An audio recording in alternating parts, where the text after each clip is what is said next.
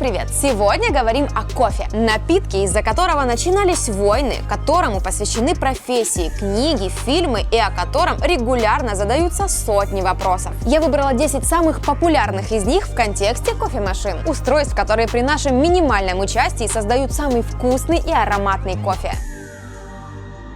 Ведь оба устройства готовят кофе. В чем разница? А разница в том, что с кофеваркой нужно немного напрячься. Размолоть зерна, засыпать молотый кофе или правильно утрамбовать кофейную таблетку, а после заняться еще и очисткой гущи и фильтра. В зависимости от типа кофеварки работенки может быть либо больше, либо меньше, но суть вы поняли. Нужно участвовать в процессе и хоть немного понимать, что да как. А вот кофемашина минимально нуждается в руках. Нажала на кнопку и все. Кофе наполняет чашку. Машина сама перемалывает зерна, контролирует температуру воды, подбирает дозировку кофе и предсмачивает его. И даже некоторое время сама чистит себя. В общем, все процессы автоматизированы. Более того, иногда она еще и умная. Работает со смартфоном. Все сделано, чтобы вы даже подходили к ней пореже. Еще кофемашину отличает размер. Она больше. А также количество функций, настроек и рецептов. В ней всего этого добра на любой вкус в прямом смысле этих слов.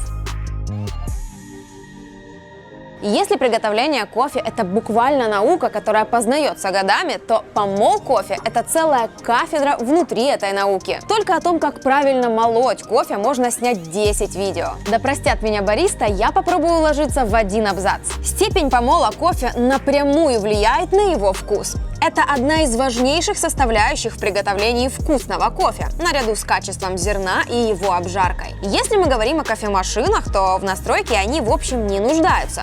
Но в зависимости от выбранного кофе она все-таки может понадобиться. Когда напиток заваривается, происходит экстракция. Растворимые вещества, аромат, вкус – все это смешивается с водой. Если помол слишком мелкий, то экстракция произойдет быстрее, напиток получится горьким.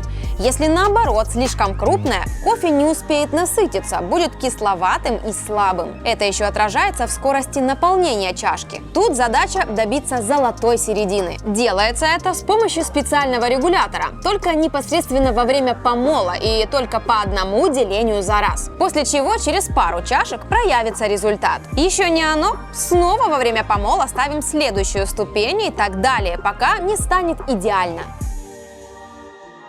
Конечно, образуются, причем даже в тех, которые заправляются чистейшей альпийской водой. В кофемашине есть бойлер и водный тракт, где рано или поздно откладывается накипь. Так что периодически нужно выполнять процедуру декальцинации, о чем машина сама уведомит индикатором и еще предложит автоматический режим очистки, если он есть. Нужно только загрузить подходящее средство. Что такое автокапучинатор? Капучинатор – это дополнительное устройство кофемашины для взбивания молока в молочную пену, которая добавляется в капучино, латте и латте-макьято. Еще капучинатор может нагреть или вскипятить воду, чай и другие напитки. Это устройство чаще всего встречается в двух видах. Первый – это насадка на трубку для выдачи пара, называется панарелла и относится к механическим капучинаторам, потому что молоко взбивается в отдельной емкости кувшине-питчере, который нужно держать руками и лично контролировать весь процесс. Для кого-то это сложно, а кому-то наоборот даже плюс. Ведь если понимаешь, что к чему, получается более гибкий контроль температуры молока, высоты и плотности пенки. Второй же тип – это автокапучинатор, который все делает сам. Сам забирает нужное количество молока, взбивает его не разбрызгивая, контролирует температуру и выдает заданное количество пенки. Кнопку нажали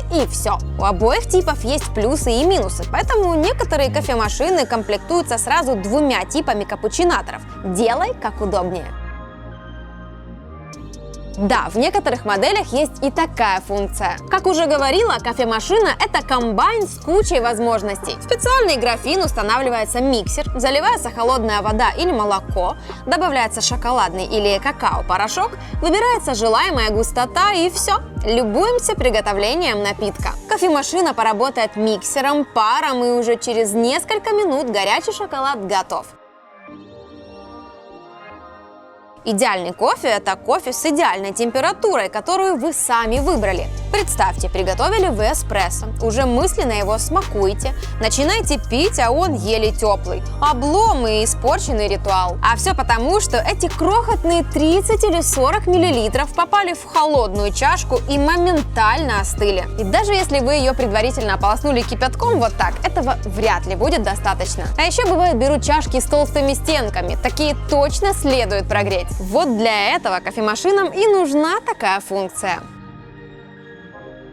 После того, как кофемашина перемолола зерна, кофе смачивается небольшой порцией влаги. Машина немного ждет и только потом проливает основную массу воды. Вот эта пауза, подготовка посередине заваривания, и называется предсмачиванием. Такой этап добавили для дегазации, выхода углекислого газа из кофе. А он неизбежно выделяется при измельчении зерна и при контакте с кипятком, мешая воде полностью забрать весь вкус свежемолотого кофе. Вот такой нехитрой процедурой увеличивается сила экстракции веществ. В одних машинах это время фиксировано, его никак не изменить, а другие позволяют его настраивать для усиления эффекта.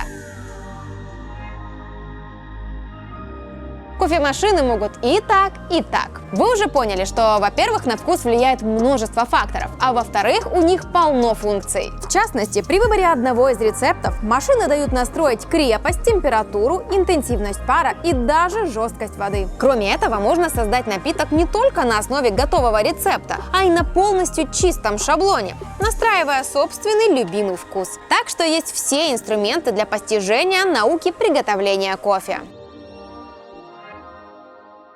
Вообще считается, что чем больше, тем лучше, но слишком гнаться за этой характеристикой не стоит. Сейчас объясню почему. Чем выше давление воды, проходящей через кофе, тем сильнее происходит экстракция вкуса и аромата. Также в таких условиях напиток готовится быстрее, и он меньше наполняется веществами с кислотной реакцией. Поэтому можно подумать, что было бы классно найти себе домой кофемашину с давлением 15 бар или, может быть, вообще 20. Но на самом деле в бытовых машинах такое давление почти никогда не используется. Есть общепринятые стандарты для экстракции. Это 8-9 бар. Вот с таким давлением они реально и работают. А весь запас – это просто максимальные возможности помпы.